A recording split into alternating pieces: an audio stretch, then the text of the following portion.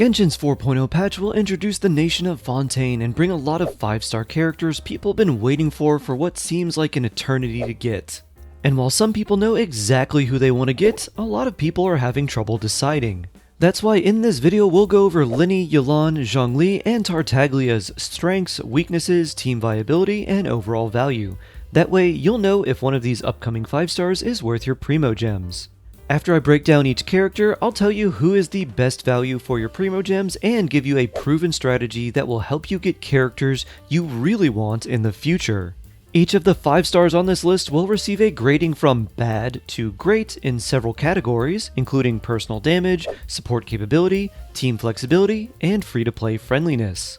I'll also recommend characters that would make good teammates for these 5 stars, since you often need specific characters to really unlock the power of a limited 5 star.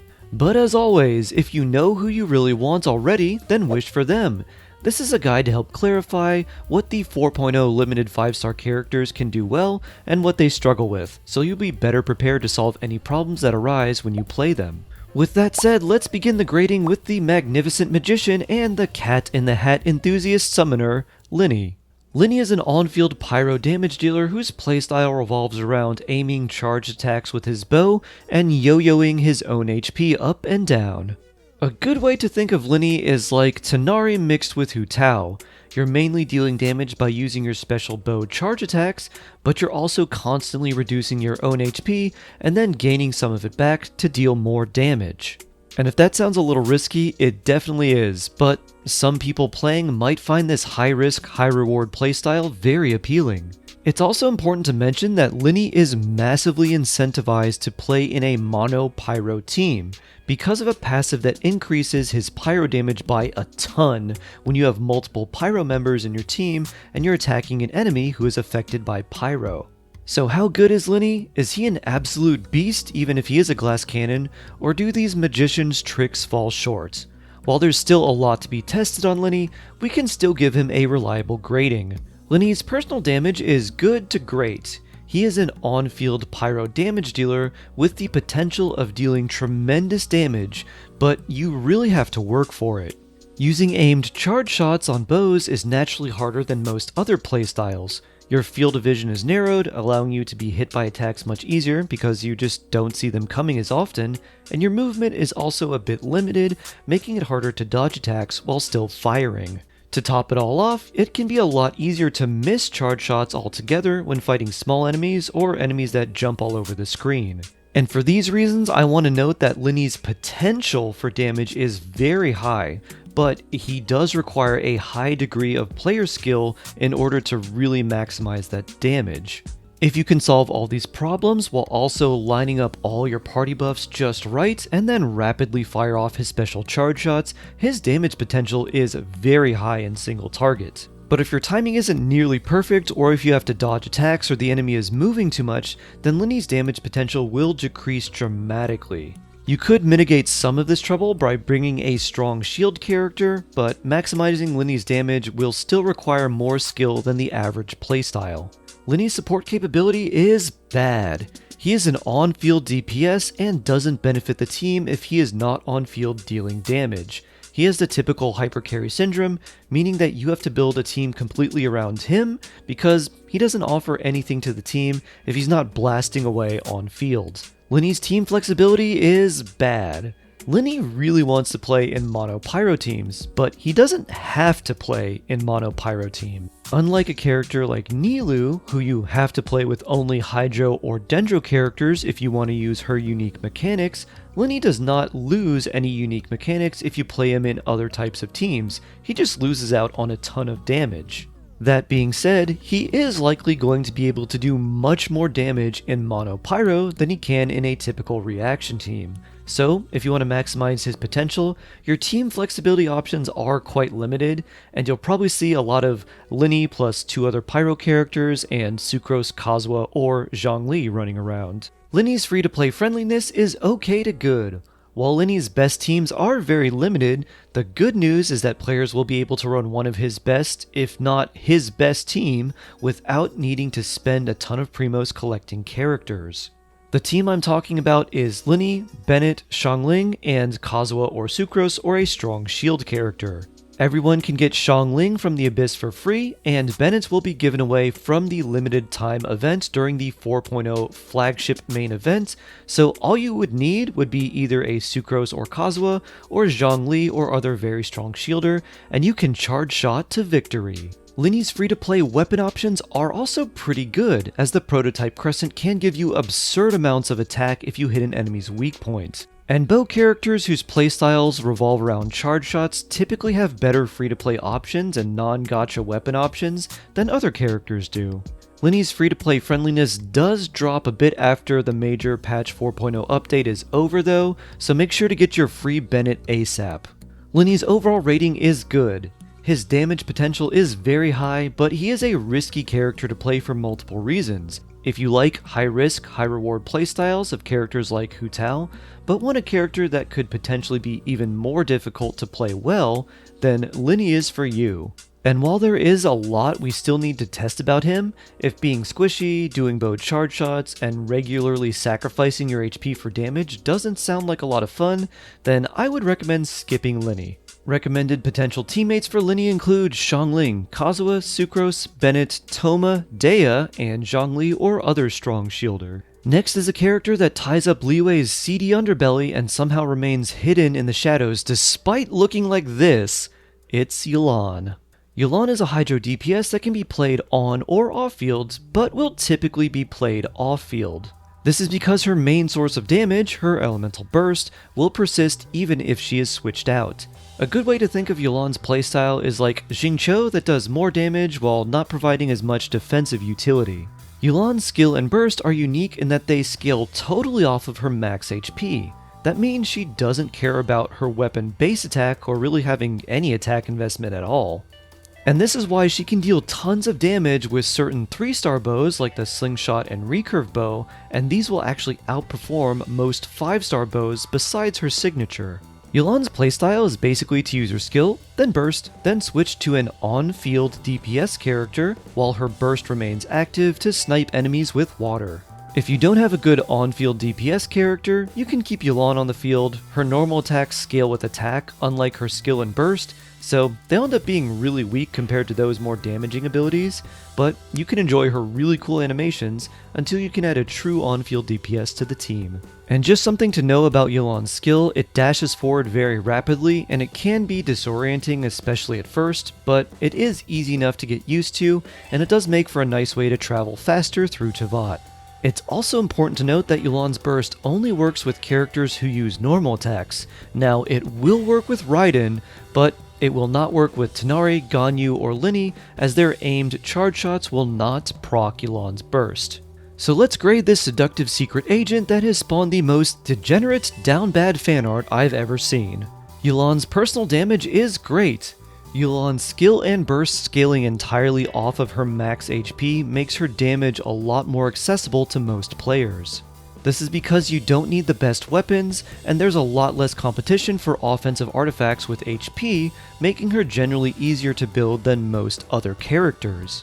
And since these high HP scaling abilities can also benefit from crit stats, Yelan can hit very hard even with low investment. While Yelan's normal attacks scale off of attack, that doesn't really matter since she doesn't really need or want to be played on field, and her skill and burst are the main source of her damage anyways. Yelan's support capability is great.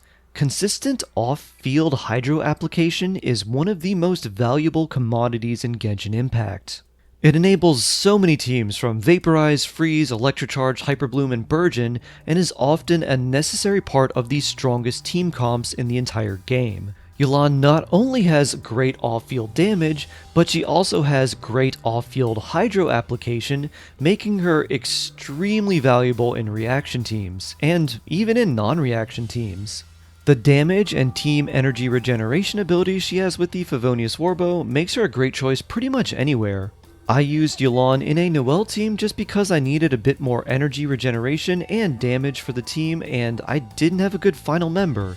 To top it all off, Yelan also buffs the damage of a character the longer they stay on the field, which means she's great for hypercarry teams as well. For these reasons, Yelan's support capability is great. Yelan's team flexibility is great. She is a character that can deal enough damage to be on par with most on-field DPS characters, but she also can deal a majority of that damage off-field.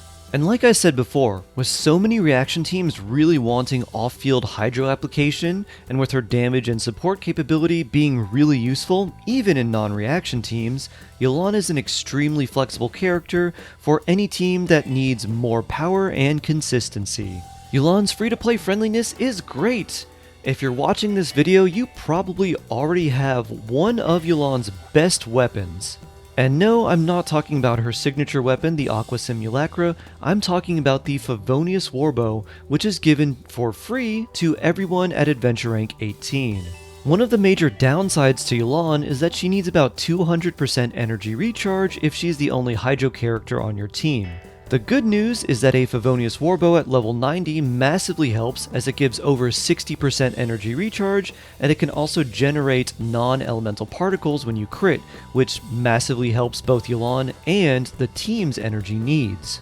On top of that, you can use the Emblem of Severed Fate artifact set, which not only increases your energy recharge by 20%, but the 4-piece bonus also increases your burst damage based on your energy recharge. So in building Yelan, you can actually take one of her biggest downsides and turn it into multiple advantages for her and your team. Now if you don't have a Favonius Warbow, you still can use other 3-star weapons like the Slingshot or Recurve Bow, and these will actually outperform most 5-star bows that are not her signature weapon. And since Yelan's damage scales with HP, she's a lot easier to build early on when your artifact quality isn't so hot.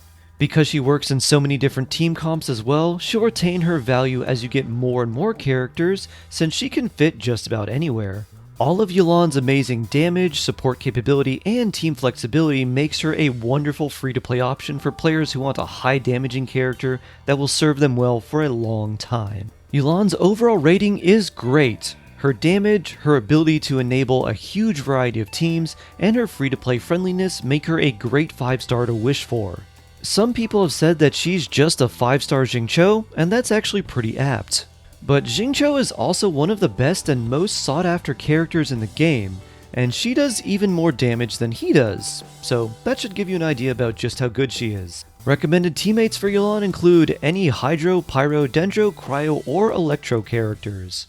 Our next 5-star on the list is the Moralist Moocher, and the only 5-star to actually get buffed after his initial release, Zhongli. Zhongli in Genshin lore is an extremely powerful war god. In game, however, he takes a much more defensive approach. Zhongli is a Geo character that is mainly used for his incredibly durable shield. It not only blocks a ton of damage, but it also has a 150% shield strength multiplier, meaning however much damage your Zhongli shield blocks, it will effectively block 1.5 times more than that. His shield also lasts the longest of any character, and it can have over 100% uptime provided it doesn't break. On top of all the defensive capabilities, enemies within range of shielded characters will have every one of their elemental resistances and physical resistances reduced by 20%. The rest of Zhongli's kit isn't quite as useful as his shield. His skill summons a pillar that has a small AoE and deals geo damage, and if it comes into contact with other geo constructs, it will make them pulse as well, thereby increasing the size of the geo AoE. But oftentimes you don't want this pillar to hit enemies because the geo element can mess up the reactions you actually want to make, so people will sometimes cast Zhongli's skill in a corner just to get the shield and then fight enemies in the opposite corner so the pillar does not come into contact with them. Zhongli's burst is a spectacular meteor that smashes to the ground and petrifies enemies. The damage of the skill is okay, and the petrification can be nice even though it is pretty short, but it is often considered a DPS loss to use his burst, so it's more of a skill you'd use for fun, rather than one you'd use because it's the strongest option available. Zhongli's shield makes most of Genshin easy mode, and a lot of people have said he's a must-pull character. So, is the Hydro Archon still a rock-solid option, or has his value crumbled over time? Zhongli's personal damage is okay. He has high multipliers on his skills, and he gains extra damage from having a lot of HP, but despite this, his personal damage is actually pretty weak, especially compared to characters who prioritize dealing damage. You can play some niche builds like physical Zhongli in superconduct teams, which can deal very high amounts of damage with his normal attacks, but the level of investment needed to do this is outside the range of what is recommended for most players. Zhongli's support capability is great. Zhongli's shield is incredibly useful, and in general, if you have to choose between a strong shield or healing in a game, usually a strong shield is a much better option. Hoyo's been trying to move away from this and make healing a lot more relevant and make things more balanced that way, but it's undeniable how powerful being able to face tank all enemy attacks is. Especially when you're completely uninterruptible while doing so and still free to retaliate with your own attacks while taking no damage. That being said, Geo is the worst element in the game, and the Geo reactions can be a detriment to your team, so that lands Zhongli in an interesting spot. His shield is overpowered, but you don't want to use his elemental attacks for fear of messing up your team's reactions. That is unless of course you play an all Geo team where the Geo reactions don't matter. Zhongli's team flexibility is great. Zhongli can fit into just about any team, but he's not necessarily your first choice when building a team. Instead, he is often one of the best low priority picks in the game. What that means is that once you have your main team setup of damage, buffers, and reaction supports, if you have an open or flexible slot, Zhongli is often one of the best picks you can use. An example of this would be a Hyper Bloom team, which needs Dendro, Hydro, and Electro teammates. If you don't need another one of those characters with one of those elements on the team for elemental application or energy regeneration, Zhongli is a great choice. Because his shield is just so useful, he can make just about any team feel better. Zhongli's free-to-play friendliness is great. Zhongli is hard to build well for damage as you need some really good gear, but if all you care about is having a really big tanky shield, Zhongli is incredibly easy to build. His shield scales off HP, and the 3-star weapon, the Black Tassels, just happens to give you a ton of HP. You can also give him a Favonius Lance to help recharge your team's energy, but if you do that, you will need to have a little bit of crit rate on him so you can reliably proc the passive. Other than that, you can build him with HP percent on his artifacts and have a shield that can block more damage than a lot of characters' maximum HP at level 90. On top of his easy build requirements, his team flexibility makes him great for free-to-play players, just don't expect him to deal massive amounts of damage without a lot of investment. Considering all these factors, Zhongli's overall rating is great. The shield he can provide gives him a lot of versatility, and it makes the game feel really easy. Zhongli can be in just about any team and make it feel better. I wouldn't exactly call him a must-pull character, but I think his value becomes even greater for people playing on mobile or with high ping where it can be more difficult to dodge perfectly all the time. And while he won't bring tons of damage to your team, he will tremendously improve your survivability, just as long as you aren't fighting enemies that can inflict corrosion on you. Recommended teammates for Zhongli include anyone who wants a shield, specifically characters like Yoimiya, Wanderer, Lyney, Ganyu, and any other on-field damage dealers or hypercarries that really could use a shield. The final 5-star in 4.0 wants nothing more than to fight us for all eternity and has more names than a typical Archon. It's the Fatui Harbinger, Ajax Tartaglia Childe. Tartaglia is an on-field Hydro damage dealer that uses a bow but is really a melee character. Tartaglia's skill switches from his bow form to a dual Hydro Sword melee form. In this melee mode, his attacks are a lot faster and he can proc the Riptide mark he places on enemies via various means, allowing for a lot of AoE damage and Hydro application, as long as the enemies are tightly grouped up. His skill has a dynamic cooldown, meaning that the longer you stay in melee mode, the longer your skill cooldown will be, capping out at a whopping 45 seconds. Tartaglia's burst has two modes, one bow form and one melee form. The bow version does less damage, but it applies a Riptide mark and refunds energy when you use it. The melee version does a lot more damage, especially when vaporized, but it refunds no energy. Typically, you would use Tartaglia's bow form burst as it gets a quick vaporize, applies a Riptide mark to an enemy, and refunds your energy, so you can more easily use his burst again on the next rotation to immediately apply another round of Riptide marks. Tartaglia's playstyle is similar to a thief or rogue from other games. You have to line up everything just right, and then you have a small window where you can pump out a lot of damage, but if your rotations are out of sync, if you take too long, or if your position is off, your damage potential drops off very fast. So how does the Snezhnayan sensation stack up to the competition? Let's give Tartaglia a rating. Tartaglia's personal damage is good. He can deal a sizable amount of damage on his own, but where he really shines is as a reaction carry for certain teams. Tartaglia ends up applying so much Hydro in his melee form, especially when fighting tightly grouped enemies, that he can be a really good driver for teams that have strong off-field damage characters like Fischl and Beidou in Electrocharge teams, or even characters in Freeze teams. But his strongest team consists of Bennett, Zhongli, and Kazuha. Tartaglia's best use is not to try and deal the most damage on these teams, but to provide a ton of Hydro application so your off-field damage dealers can maximize their elemental reaction procs. This means that Tartaglia's teams need a lot more investment overall, but with lots of investment and when played very well, Tartaglia's teams can be very strong. Tartaglia's support capability is bad. He is meant to be an on-field character, and if Tartaglia is not on field, then he doesn't contribute to the team. And he does have a really cool passive that increases your team's normal attack talents by 1, but that's not enough to justify bringing him on a team for a support role. Tartaglia's team flexibility is okay.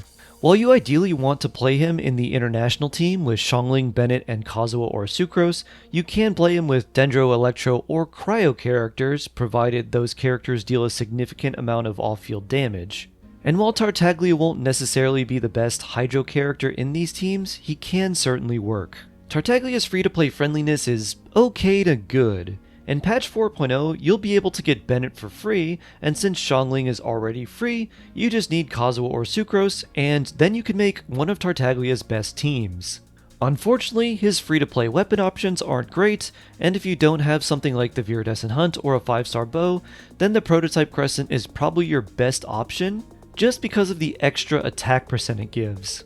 Tartaglia not having a lot of good free-to-play weapon options really isn't that big of a deal, since it's usually his teammates that are dealing a majority of damage and not him. But since he can deal good damage with the right build, it would be nice if he had more free-to-play options available. Tartaglia's overall value is okay to good. He's a lot better pull value in patch 4.0 thanks to the limited event that gives you a free Bennett for a short time, which allows you to use Bennett, Zhongli, and Tartaglia on a team, but honestly, you could just put Yelan in that team, and you'd have a team that does just as much, if not more damage, and is easier to play and build. His value drops after 4.0, however, especially if you don't have Bennett, and his more complex playstyle may turn some people off. He's still a good option even years after his initial release, but there are better choices for characters to pull if you're concerned foremost with character value. Recommended teammates for Tartaglia include Bennett, Zhongli, Kazuha, Sucrose, Beidou, Fischl, and Zhongli or other strong shielder. And with these gradings finished, who should you wish for? Well, in my eyes, you have two good options. If you need damage and want to make the most cracked teams, then wish for Yelan. Her overall value is incredible for free-to-play players and whales alike. Her damage is great, her Hydro application is extremely valuable, and her recommended builds are also great supports for your entire team beyond just giving them a little bit extra damage. Now the second good option to pull would be Zhongli.